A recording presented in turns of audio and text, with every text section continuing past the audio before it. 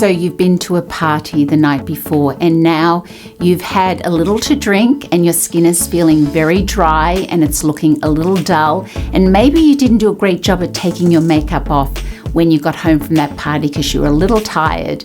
So what do you do to make your skin feel better? You start off by cleaning your skin really well. Do a light exfoliation, one that doesn't have those granules in, but one that gets rid of that dry buildup, that aids as an extra cleanse too, because maybe, as I said, you didn't take off that makeup so well and your skin is not as clean as it should be. What do? You massage in some treatment cream, just massage it into your skin, get some oxygen there, and drink tons of water, because you know what alcohol does do is it really dehydrates the body, so you want to make sure that you hydrate. So drinking water is really important for the health of your skin.